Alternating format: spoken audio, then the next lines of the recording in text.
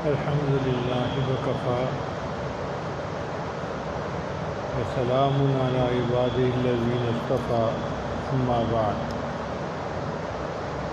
أعوذ بالله من الشيطان الرجيم بسم الله الرحمن الرحيم إن أول بيت وضع للناس للذي ببكة مباركا وهدى للعالمين فيه آيات بينات مقام إبراهيم ومن دخله كان آمنا ولله على الناس حج البيت من استطاع إليه سبيلا سبحان ربك رب العزة عما يصفون وسلام على المرسلين والحمد لله رب العالمين اللهم صل على سیدنا محمد وعلى آل سیدنا محمد وبارک وسلم۔ دین اسلام کے 5 ستون ہیں۔ نبی اسلام نے ارشاد فرمایا بنی الاسلام علی 5۔ دین اسلام کی عمارت 5 ستونوں پر کھڑی ہے۔ ان میں سے پہلا ہے کلمہ شہادت، اللہ کی وحدانیت کی گواہی دینا اور نبی علیہ السلام کی نبوت کی گواہی دینا۔ اس کا تعلق عقیدے کے ساتھ ہے۔ پھر اس کے بعد 4 اعمال ہیں، نماز پڑھنا، روزہ رکھنا، زکوٰۃ دینا اور حج کرنا۔ ان 4 اعمال میں نماز کی اہمیت بہت زیادہ ہے۔ قیامت کے دن سب سے پہلے بندے سے اس کی نماز کے بارے میں پوچھا جائے گا۔ روز محشر کے جہاں گداز بود اولی پرسش نماز بود۔ قیامت کے دن جب کہ جان مشکل کے اندر پھنسی ہوگی، سب سے پہلے اللہ نماز کے بارے میں پوچھیں گے۔ اور جو لوگ جہنم میں ڈالے جائیں گے تو ان سے فرشتے پوچھیں گے ما سلککم فی سقر، تمہیں جہنم میں کیوں ڈالا گیا؟ قالوا، وہ کہیں گے لم نک من المصلین، ہم بے نمازی تھے۔ یعنی جہنم میں جانے کی جو بڑی وجہ ہوگی وہ بے نمازی ہونا ہے۔ اس سے نماز کی اہمیت کا اندازہ لگا لیجیے کہ کتنی زیادہ ہے۔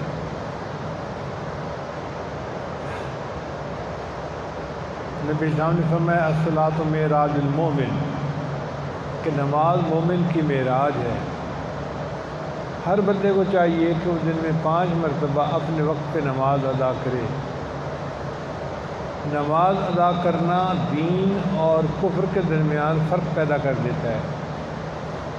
مومن ہے وہ نمازی ہوتا ہے، جو مومن نہیں ہوتا وہ بے نمازی ہوتا ہے۔ بلکہ بعض علماء نے تو بے نمازی کو کافر ہی کہہ دیا۔ گو امام اعظم رحمۃ اللہ نے فرمایا کہ نہیں، اس کا یہ عمل کافروں والا ہے، وہ کافر نہیں ہوا نماز چھوڑنے سے، مگر نماز کی اہمیت بہت زیادہ ہے۔ اس لیے جب مومن سجدے کی حالت میں ہوتا ہے تو وہ اللہ تعالیٰ کے سب سے زیادہ قریب ہوتا ہے۔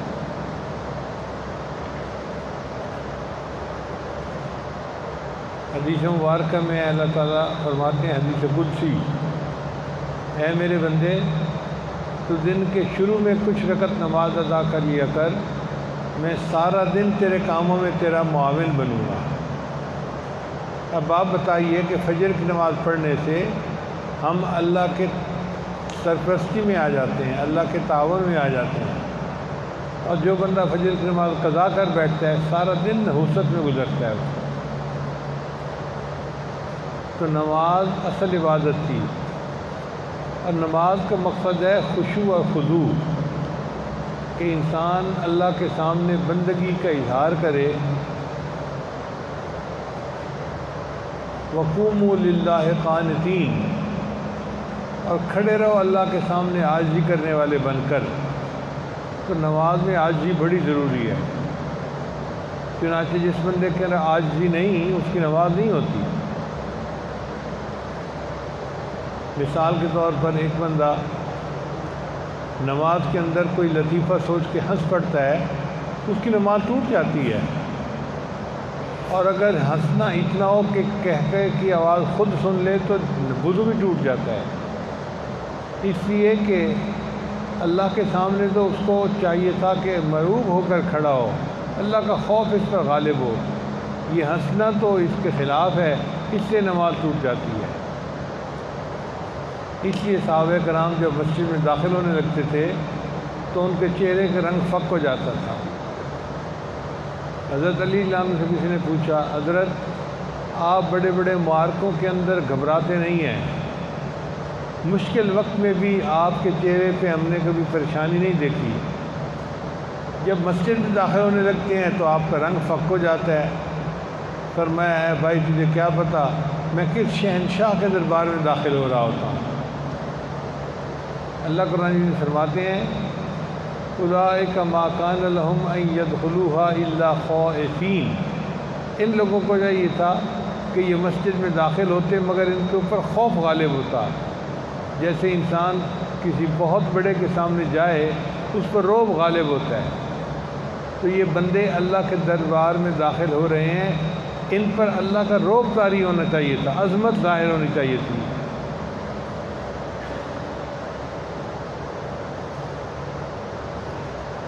اس لیے یہ جائز نہیں ہے کہ ایک بندہ نماز پڑھ رہا ہو اگرچہ بوڑھا ہے اور دوسرا نماز کے دوران اس کے پاؤں دبا رہا ہو، یہ عاجزی کے خلاف ہے۔ اس لیے ایسا ہر کام جو عاجزی کے خلاف ہو نماز میں اس کی اجازت نہیں ہے۔ تو نماز اللہ کے سامنے خشوع اور خضوع کے ساتھ پڑھنی ضروری، اصل عبادت ہے۔ دوسری اصل عبادت حج ہے کہ انسان اللہ کے گھر جاتا ہے اللہ کے گھر کا دیدار کرنے کے لیے، اور وہاں پہ اپنے گناہوں کو بخشواتا ہے اور اللہ سے انعام لے کر واپس آتا ہے۔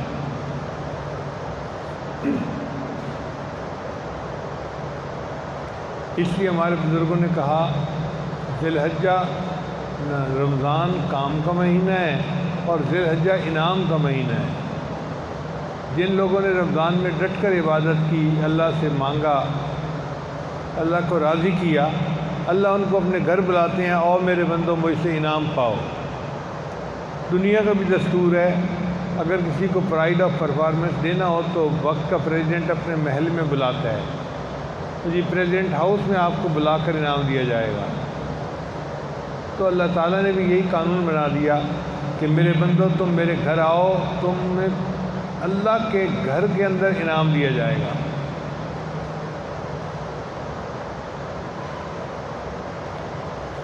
تو دعائیں کرنی چاہیے کہ اللہ تعالیٰ ہمیں بھی ان خوش نصیب لوگوں میں سے بنائے جو اللہ کے گھر کے دیدار کے لیے جاتے ہیں اور حج کر کے واپس لوٹتے ہیں۔ تو یہ دو عبادتیں اصل عبادتیں تھیں، ایک نماز اور ایک حج، اور دوسری دو عبادتیں ان کی معاون تھیں۔ زکوٰۃ نماز کے لیے معاون ہے۔ وہ کیسے کہ زکوٰۃ دینے سے مال کی محبت کم ہوتی ہے، اور نماز کے اندر جو پریشان خیالی ہے وہ مال کی وجہ سے ہی ہوتی ہے، کبھی کاروبار کے خیال، کبھی لینے دینے کے خیال، کبھی کوئی خیال۔ تو مال جتنا کم ہوگا عبادت میں اتنی یکسوئی ہوگی۔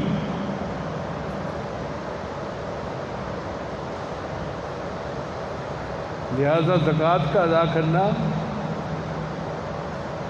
نماز کی حقیقت کو حاصل کرنے کے لیے ایک ذریعہ ہے۔ تو یہ زکوٰۃ جو ہے یہ حج کی معاون عبادت ہو گئی، اور دوسری اصل عبادت حج تھی، اور روزہ حج کے لیے معاون بن گیا۔ وہ کیسے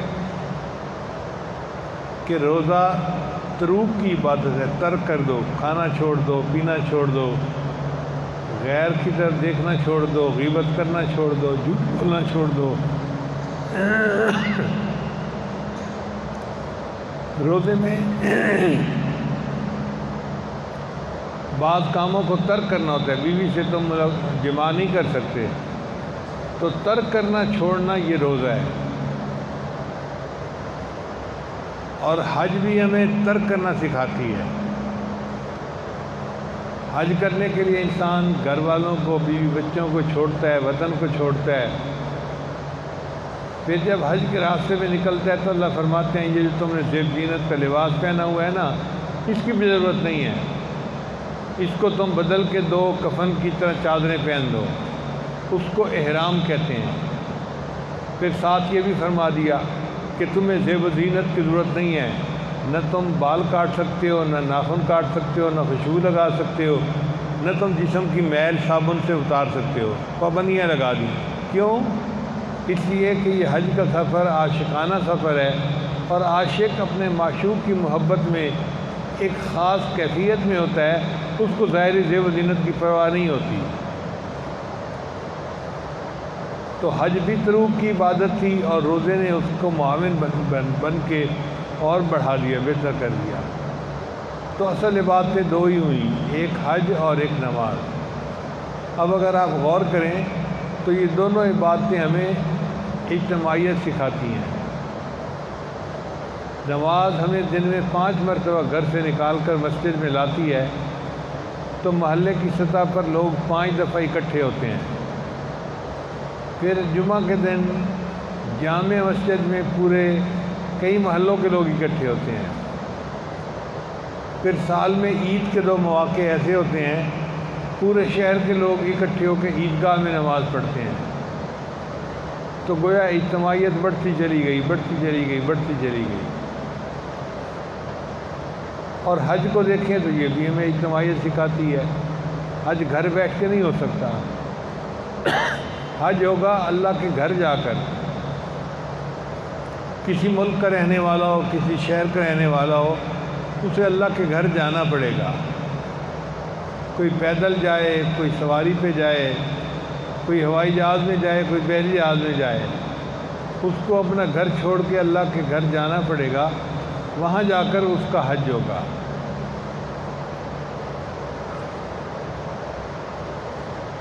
تو حج بھی ہمیں اجتماعیت سکھاتی ہے۔ اور حج جسے کہتے ہیں وہ ہے وقوف عرفہ۔ 9 ذی الحجہ کو سارے حاجی وقوف عرفات کرتے ہیں، ظہر سے لے کے مغرب تک، اور وہاں پر اللہ سے دعائیں مانگتے ہیں، عبادت کرتے ہیں اللہ کی۔ یہ ایسا اجتماع ہے جو پوری دنیا میں ایک ہی ہوتا ہے، ایسا اجتماع دوسرے کہیں نہیں ہو سکتا۔ کیا گورا، کیا کالا، کیا عربی، کیا عجمی، پتہ نہیں کہاں کہاں سے اللہ کے چاہنے والے اکٹھے ہو جاتے ہیں، اور وہ عرفات کے میدان میں اللہ کو مناتے ہیں اور اللہ سے دعائیں مانگتے ہیں۔ حجاج کے مجمع پہ نظر پڑتی ہے نا، تو دل سے یہ شعر نکلتا ہے، یہ عاشق کون سی بستی کے یارب رہنے والے ہیں، اے راہ تیرے عشاق کس کس بستی سے چل کے تیرے گھر کی طرف آئے ہیں، اور تیرے کتنے چاہنے والے ہیں، تیری شان کتنی بڑی ہے، کیا مرد، کیا عورت، کیا بچہ، کیا بوڑھا، سب اللہ کی محبت میں کھنچ کے وہاں آ رہے ہوتے ہیں اور وہ حج کرتے ہیں۔ اسی لیے وقوف عرفہ کے دن اللہ تعالیٰ بہت خوش ہوتے ہیں۔ حدیث پاک میں آتا ہے، نبی صلی نے فرمایا، یا تو میں نے شیطان کو ذلیل ہوتے بدر کے میدان میں دیکھا تھا، یا پھر اس کو ذلیل ہوتے وقوف عرفہ کے دن دیکھا۔ اتنا پریشان ہوتا ہے، اپنے سر پہ مٹی ڈالتا ہے کہ میرے سالوں کی محنت ضائع ہو گئی، بندوں نے اللہ سے معافیاں مانگی اور اللہ نے سب کے گناہوں کو معاف کر دیا۔ ایک بزرگ فرماتے ہیں کہ میرے خواب میں 2 فرشتوں کو دیکھا۔ ایک فرشتے نے دوسرے سے کہا، سناؤ بھائی اس سال حج کرنے والوں کا کیا حال ہوا؟ دوسرے نے کہا، اتنے بڑے مجمع میں سے 2 بندوں کی حج قبول ہوئی۔ اس نے حیران ہو کے پوچھا کہ اتنے لاکھوں کے مجمع میں 2 بندوں کی حج قبول؟ اس نے کہا ہاں، مگر ان 2 بندوں کے حج نے اللہ کو اتنا خوش کر دیا، اللہ نے ان کے صدقے باقی سب کے حج کو بھی قبول فرما لیا۔ اب آپ بتائیے، لاکھوں مرد عورتیں وہاں جاتے ہیں، کوئی تو اللہ کا نیک بندہ ہوگا، کسی کی نماز اللہ کو پسند آئی ہوگی، کسی کی خوش اخلاقی اللہ کو پسند آئی، کسی کا رزق حلال کے لیے کوشش کرنا اللہ کو پسند آیا، کسی کی سنت کی اتباع اللہ کو پسند آئی، کوئی عورت ایسی ہوگی جو پاک دامنی کی زندگی گزار کے آئی ہوگی، پردہ نشیں رہ کے زندگی گزارنے آئی ہوگی، اور اللہ کو اس کا یہ پردہ پسند آیا ہوگا۔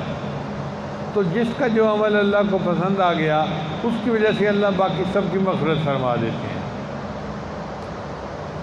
اس لیے حدیث پاک میں آتا ہے، جو بندہ وقوف عرفہ کرے اور پھر کہے کہ جی میری بخشش نہیں ہوئی، اللہ اس بندے سے ناراض ہوتے ہیں۔ اور بات سمجھ میں آنے والی ہے، اگر کوئی بندہ سخی کے دروازے پر آئے اور پھر کہے جی کہ مجھے تو ملا کچھ نہیں، تو سخی ناراض ہوگا۔ تو ہوتا کون ہے یہ کہنے والا؟ میرے دروازے سے کوئی خالی نہیں جاتا، تو کیسے کہتا ہے کہ مجھے یہاں سے کچھ نہیں ملا؟ اور اللہ تعالیٰ تو سخیوں کے بھی بادشاہ ہیں، شہنشاہ ہیں، کائنات کے خزانوں کے مالک ہیں۔ وہ کیسے اس بات کو برداشت کر سکتے ہیں کہ کوئی بندہ کہے میں وقوف عرفہ کے لیے گیا اور میری بخشش نہیں ہوئی؟ اللہ فرماتے ہیں میرے بندے تو مانگنے والا بن، تو مانگے گا میں تجھے عطا کر دوں گا جو بھی تو مانگے گا۔ اب نماز بھی اجتماعیت کا درس دیتی ہے اور حج بھی، لیکن اگر دیکھا جائے تو دونوں میں حج کی اجتماعیت کو فوقیت ہے نماز کی اجتماعیت پر۔ وہ کیسے؟ وہ ایسے کہ ظہر سے لے کے مغرب تک کا وقت تھا، اب اس دوران نماز بھی پڑھنی تھی اور دعائیں بھی مانگنی تھی، تو اللہ نے حج کے ٹائم کو آگے پیچھے کر دیا۔ عصر کی نماز کا جماعت کے ساتھ پڑھنی ہے تو ظہر کے ساتھ ملا کے پڑھ لو، اور پھر تمہیں مزدلفہ جانا ہے تو مغرب کی نماز کو عشاء کے ساتھ ملا کے پڑھنا، چاہے جتنی بھی دیر ہو جائے۔ تو نماز کے ٹائم کو آگے پیچھے کر دیا، مگر حج کے ٹائم کو مقدم رکھا۔ اس کا مطلب یہ کہ حج کی اجتماعیت اللہ کو زیادہ محبوب تھی۔ بتانا یہ مقصد تھا کہ میرے بندو تم جو بھی ہو سب کے سب میرے بندے ہو، اور میں تمہارا پروردگار ہوں، اور میں یہ چاہتا ہوں کہ تم آپس میں کونو عباد اللہ اخوانا، آپس میں بھائی بھائی بن کے رہو۔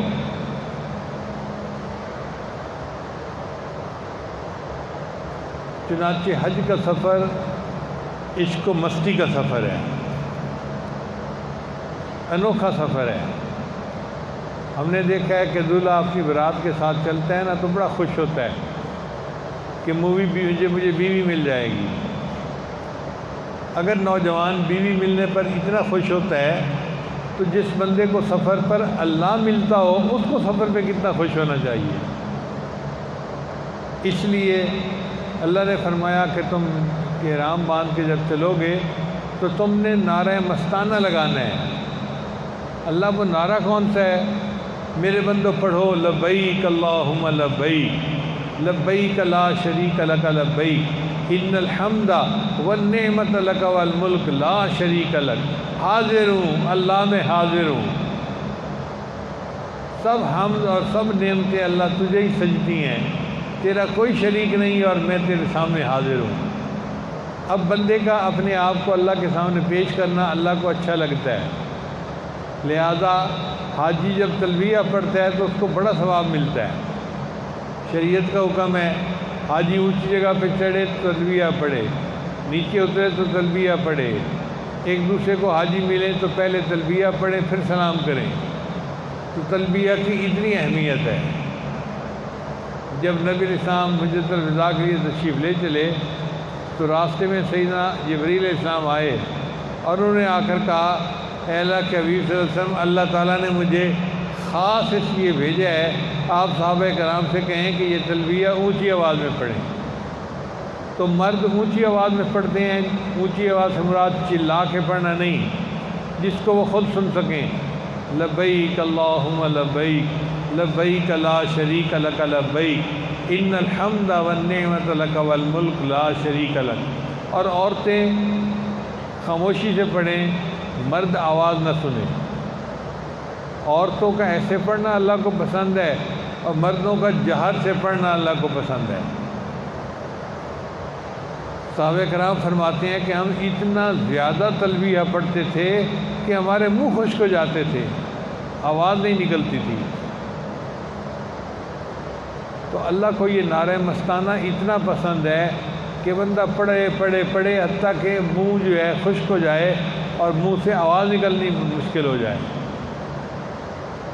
جب کوئی عمل اللہ کو اتنا پسند ہے تو پھر اللہ تعالیٰ اس پر اجر کتنا دیتے ہوں گے۔ اس لیے حج کا یہ عمل وقوف عرفہ ایک رکن اعظم ہے۔ اس کے بعد پھر طواف زیارت کرنا ہوتا ہے بیت اللہ کا۔ یہ 2 حج کے ارکان ہیں۔ اس کے علاوہ باقی اعمال جو ہیں وہ اپنی اپنی جگہ ہیں، مگر 2 رکن ہیں جو بڑے اعلیٰ ہیں۔ اللہ فرماتے ہیں میرے بندے تو نے وقوف عرفہ بھی کر لیا، تو نے وقوف مزدلفہ بھی کر لیا، اب تو میرے گھر کے دیدار کے لیے آ اور طواف کر۔ اس کو طواف زیارت کہتے ہیں۔ وہ بھی 12 ذی الحجہ کی مغرب سے پہلے پہلے کرنا ہوتا ہے۔ یوں سمجھیں کہ جیسے میزبان کسی مہمان کو اپنے پاس بلاتا ہے تو اس سے ملاقات کرتا ہے۔ اب کوئی بندہ مہمان کو بلائے تو صحیح، ملاقات نہ کرے تو بھئی یہ میزبانی کیسی ہوئی۔ اللہ بھی فرماتے ہیں کہ میرے بندے تو اپنا گھر چھوڑ کے میرے گھر کی طرف آیا ہے اور میں تجھے اپنا دیدار کرواتا ہوں۔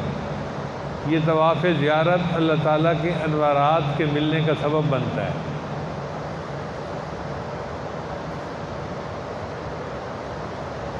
اور یہ طواف ہے کیا؟ جس طرح شمع کے گرد پروانہ چکر لگا رہا ہوتا ہے، اللہ کا بندہ اللہ کی محبت میں آ کر اللہ کے گھر کے چکر لگا رہا ہوتا ہے۔ اطوف علی جدار دیار لیلا، مجنوں کہتا ہے کہ میں تو لیلا کے گھر کے چکر لگاتا ہوں، کبھی اس دیوار کو بوسے دیتا ہوں، کبھی اس دیوار کو بوسے دیتا ہوں، اور دیوار کی محبت نے میرے دل کو نہیں اپنے اندر جو ہے نا مصروف کیا، بلکہ ان دیواروں میں جو رہنے والا محبوب ہے اس کی محبت نے مجھے یوں دیوانہ بنایا ہوا ہے۔ تو وہی حال حاجی کا ہوتا ہے کہ وہ اللہ کے گھر کا طواف کر رہا ہوتا ہے، کبھی حجر اسود کو بوسے دیتا ہے اور کبھی اللہ تعالیٰ کے گھر کے سامنے مقام ابراہیم پہ کھڑے ہو کے نمازیں پڑھ رہا ہوتا ہے، کبھی غلاف کعبہ کو پکڑ کے دعائیں مانگتا ہے۔ اس کی بھی حال وہی مجنوں والی ہوتی ہے۔ اور یہ طواف کے چکر اس کے گناہوں کو دھو دیتے ہیں۔ آج کل کے زمانے میں واشنگ مشینز آ گئی ہیں، چنانچہ عورتیں ہاتھوں سے کپڑے نہیں دھوتی، واشنگ مشین میں ڈال دیتے ہیں۔ واشنگ مشین کیا کرتی ہے؟ واشنگ مشین اس کپڑے کو گھماتی ہے، پانی کے اندر صابن لگا دیتی ہے، ساری میل جدا ہو جاتی ہے اور صاف ستھرا کپڑا اس میں سے نکال لیا جاتا ہے۔ یہ بیت اللہ کا طواف یہ روحانی واشنگ مشین کی مانند ہے۔ اللہ تعالیٰ بندے کو کہتے ہیں میرے بندے تم گندا دل لے کے آئے ہو، بیمار دل لے کے آئے ہو، دھلوانا چاہتے ہو، آ جاؤ حرم کے اندر، آ کے میرے گھر کا طواف کر لو، 7 چکر لگا کر نکلو گے، میں تمہارے دل کو پاک کر دوں گا۔ تو دعا کرنی چاہیے کہ اللہ تعالیٰ ہمیں بھی یہ نعمت عطا فرمائے اور ہم بھی حج کریں اور اللہ کی نعمتوں کو سمیٹنے والے بن جائیں۔ اجازت ہو تو آ کر میں بھی شامل ان میں ہو جاؤں، اجازت ہو تو آ کر میں بھی شامل ان میں ہو جاؤں۔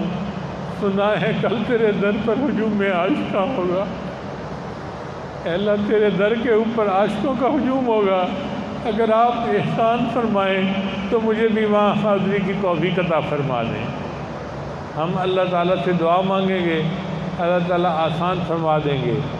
دعا ہے کہ اللہ تعالیٰ ہم سب کو اپنے گھر کا دیدار عطا فرمائے، اور اللہ تعالیٰ ہمارے گناہوں کو معاف فرمائے، اور ہمیں اپنی امیدوں سے بڑھ کر اللہ اجر اور ثواب عطا فرمائے۔ وآخر دعوانا ان الحمد للہ رب العالمین۔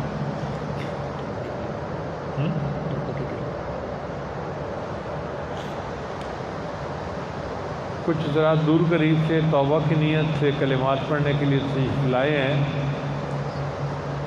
یہ آج کلمات پڑھائے گا، آپ سچے دل کے ساتھ پیچھے پیچھے پڑھتے جائیے۔ پڑھیے بسم اللہ الرحمن الرحیم، لا الہ الا اللہ محمد الرسول اللہ، آمنت باللہ وملائکتہ وکتبہ ورسلہ والیوم الآخر والقدر خیرہ وشرہ من اللہ تعالی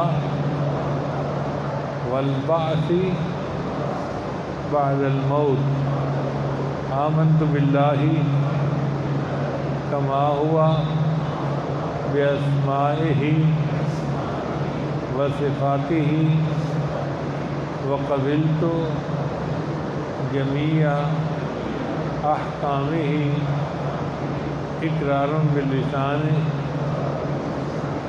وتصدیق بالقلب، اشہد ان لا الہ الا اللہ واشہد ان محمدا عبدہ ورسولہ، استغفر اللہ ربی من کل ذنب واتوب الیہ برحمتک یا ارحم الراحمین۔ ان کلمات کو پڑھنے سے ہم بیت ہو چکے ہیں۔ چند معمولات ہیں جن کو باقاعدگی سے کریں گے تو اللہ تعالیٰ دل کو منور کریں گے۔ ان میں پہلا عمل ہے 100 مرتبہ استغفار سے و شام پڑھنا، دوسرا عمل ہے 100 مرتبہ درود شریف پڑھنا، تیسرا عمل ہے قرآن مجید کی تلاوت روزانہ کرنا 1 پارہ، چوتھا عمل ہے چلتے پھرتے ہر وقت دل میں اللہ کو یاد کرنا، اور 5واں عمل ہے کہ صبح و شام 15-20 منٹ کے لیے مراقبہ کرنا۔ مراقبہ کرنے سے دل میں اللہ کی محبت بڑھتی ہے، آپ خود اس کا تجربہ کر سکتے ہیں۔ دعا ہے اللہ تعالیٰ سب کو اپنے مقبول بندوں اور بندیوں میں شامل فرمائے۔